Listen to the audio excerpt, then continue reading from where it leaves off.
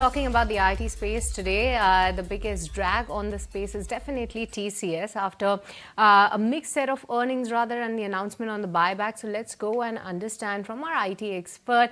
Anisha is joining us live in the studio. So Anisha, mixed set of numbers coming in from TCS. So how are the brokerages looking like and saying about the company as well as what's their take on the buyback?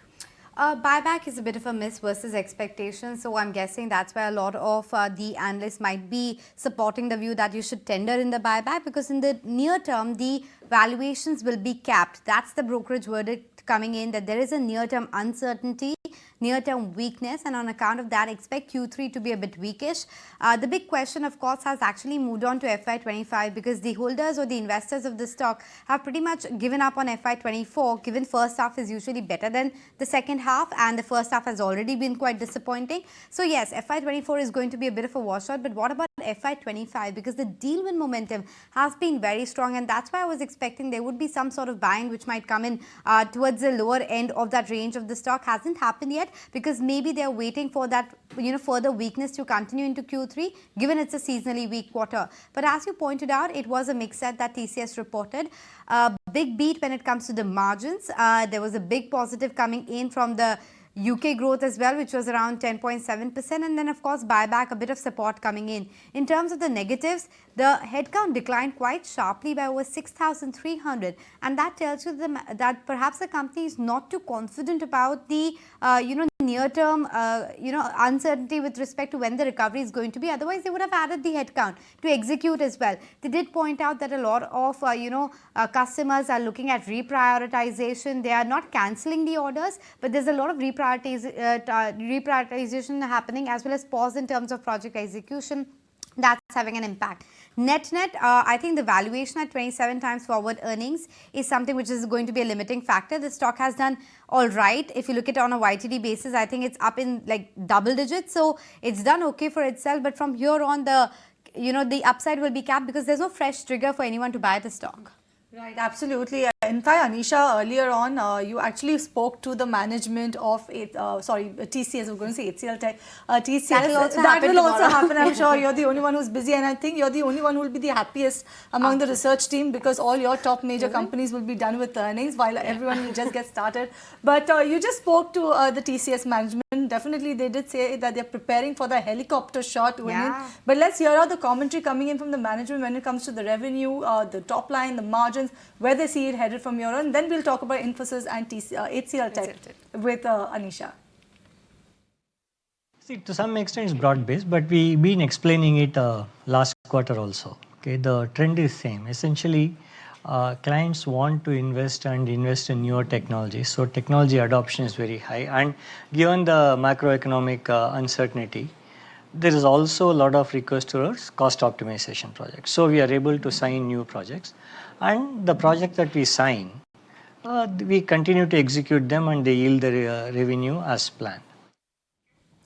All right, so that was the management commentary coming in post their earnings. But as promised, Anisha is still with us and she's going to talk to us what she's penciling in or what the street is penciling in when it comes to Infosys as well as HCLTech. Today is going to be a very heavy day for all of us in the evening, isn't it? And I thought IT sector will spare us with the IIP and CPI. It doesn't look like. Oh, you have IIP and CPI? Oh, yes, exactly. Very interesting. I think 4 to 6 is going to be a band that you want to stick to ET now because there'll be a plethora of news flow coming in. But at least let me brief you as to what you can expect from Infosys. The numbers are expected around 4 p.m. because the press conference is 4:30. It's expected to be better than what TCS reported. However, after the kind of surprise revenue decline that came in from TCS, you can't, rule out the possibility of a decline from Infosys as well on top line. Given the low base, we are expecting a 1% growth on constant currency, dollar and rupee terms broadly. Margins are expected to expand by almost 20 to 30 basis points. That's because the company has deferred and delayed its wage hike. So that impact is not likely to come this quarter.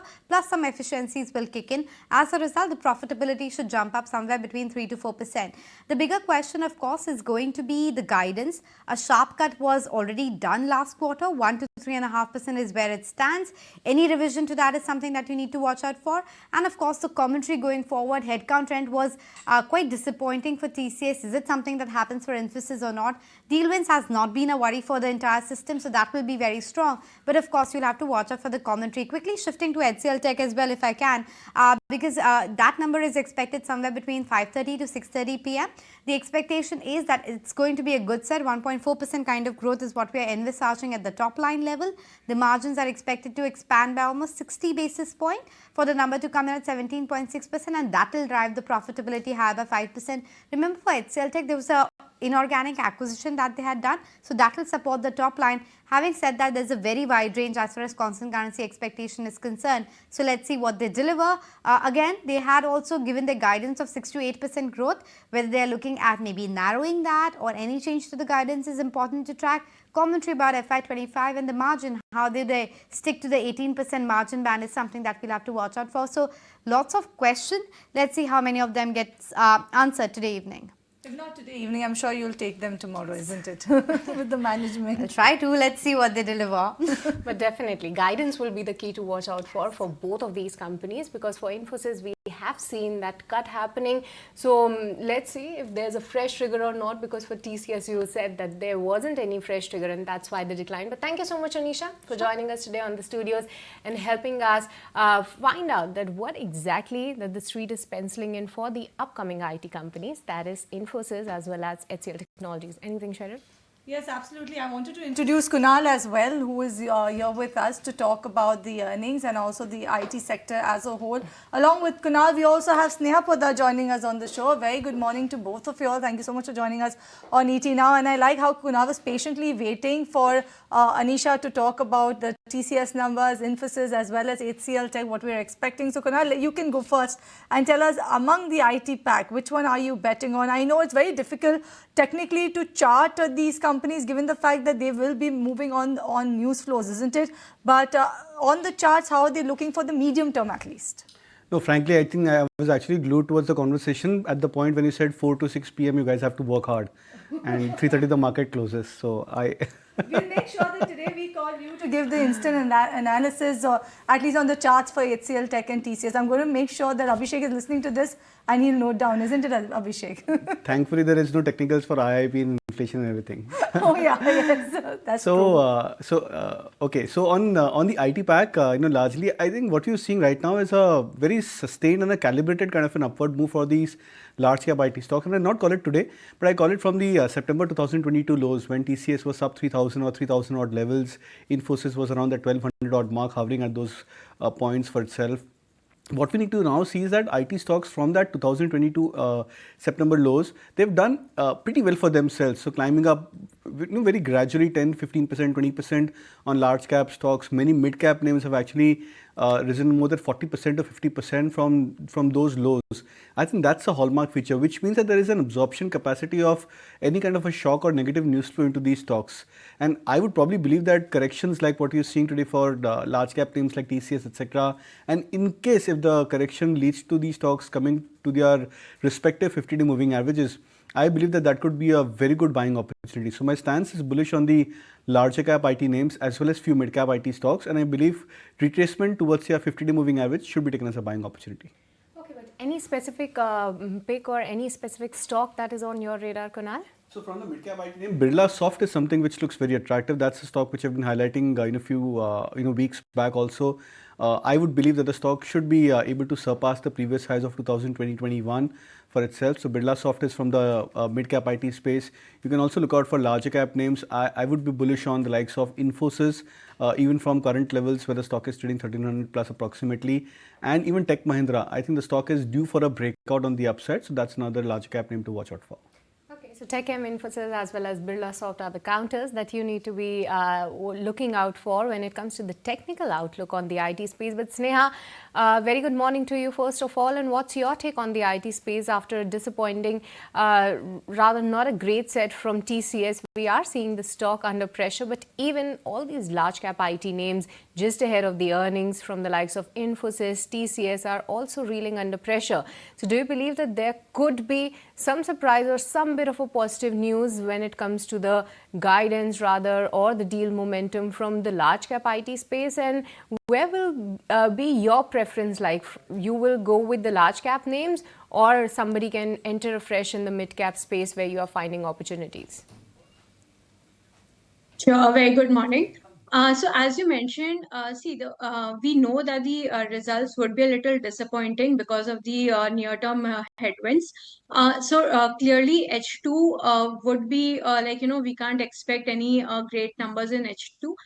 But given the kind of deal flows that these companies had been witnessing, clearly the outlook for FY25 becomes quite bright.